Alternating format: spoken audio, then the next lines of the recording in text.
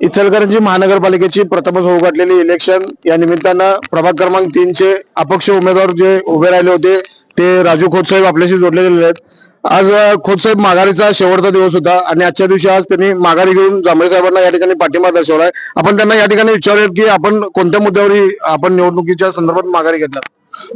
विषय असा होता, मी बीजेपी वाल्याने मला तिकीट देतो असं फार 1 वर्ष 1.5 वर्षापासून आश्वासन दिलेलं होतं। त्या माध्यमातून मी काम करत होतो। काम करत असताना नाही दिल्या कारणामुळे शेवटच्या ऐन टायमाला नाही म्हटल्यामुळं मी माझ्या बायकोला जनरल मधनं उभा केलतो।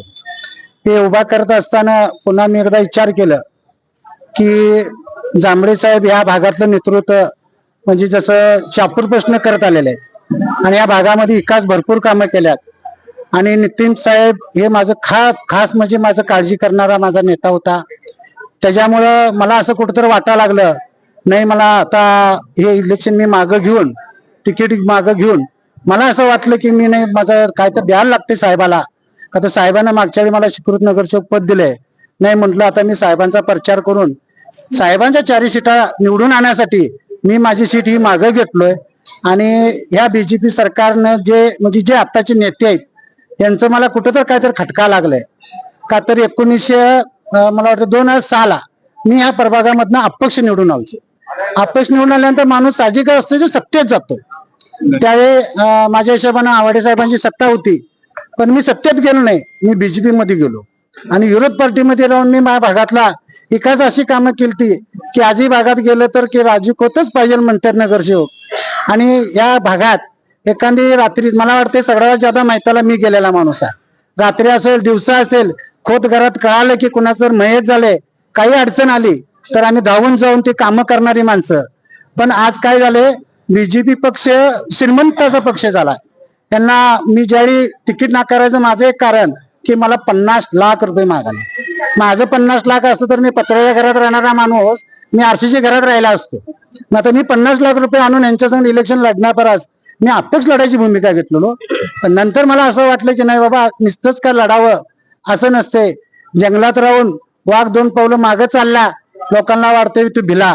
मी कुणाला भिणारा माणूस नाही आहे, कुठल्याही नेत्याच्या निंद्यात नाही आहे। मी माझ्या स्वतःच्या कर्तृत्वावर या भागातल्या माझ्या आई बहिणी आहेत, माझे मित्रमंडळ आहेत, ही अजून भरपूर आणू शकतोय मी। एवढी येतात नाही मागं, मुलं बी येतात। कधी कोण येत नव्हतं, सत्ता नितीन साहेब या भागातल्या प्रत्येक मंडळ असेल कुणालाही असेल त्या लोकांना जपणारं काम करत होतं ते आमचे नेते नितीन साहेब। दुर्दैवानं अंत झाल्या कारणामुळं 2016ला त्याच्या वाघाच्या समोर यायला उमेदवार नव्हता आणि आज काव करून ती बीजेपी उठून उभारल्या। 2016ला मी मला नाकारल्या, आलं का लक्षात? त्यावेळी मोठं मन करून मला साहेबांनी आणि नितीन साहेबांनी स्वीकृत नगरसेवक पद केले। मला कुठं तर त्याची परतफेड करायची आहे म्हणून मी येणाऱ्या इलेक्शनला जोरात त्यांच्या पाठीशी राहून आणि साहेबांचा आशीर्वाद घेऊन मी निघायसाठी आणि आता साहेबांना मी पाठिंबा द्यायसाठी आलोय। एवढं सांगतो, मी थांबतो। जय हिंद, जय महाराज।